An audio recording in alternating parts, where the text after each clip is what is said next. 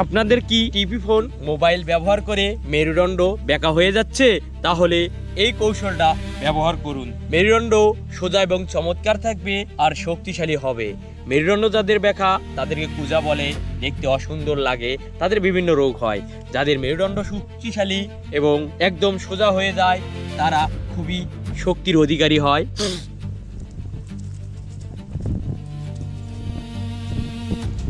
যারা মেরুদণ্ড সমস্যায় ভুগছেন, তাদের পিঠে মাংস এবং বেঁকা টেরা হয়ে যাচ্ছে, মেরুদণ্ডের সমস্যার কারণে আপনারা পূজা মনে হচ্ছে, মানুষ আপনাদেরকে অপছন্দ করতেছে, দয়া করে প্রতিদিন এইভাবে বসবেন আর মেরুদণ্ডটাকে সোজা করবেন। আমরা প্রতিনিয়ত টিভি ফোন চালার কারণে বয়ে বেঁকা হয়ে চালাচ্ছি আর আমাদের মেরুদণ্ডটাকে বেঁকা করতেছি।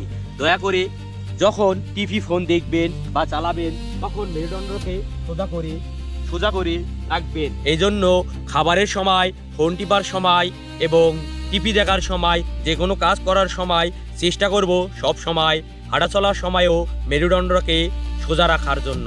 যারা মেরুদণ্ডকে সোজা রাখবে তাদেরকে ফিট দেখা যাবে এবং দেখতে চমৎকার আর সুন্দর লাগবে, কারণ মেরুদণ্ডটা বেঁকা থাকলে তাকে সুন্দর দেখায় না। দয়া করে আমরা এই ভুলগুলো করব না। সবাই মেরুদণ্ডের যত্ন নিব, শান্তিতে সুন্দরভাবে পরমানন্দে জীবন কাটাবো।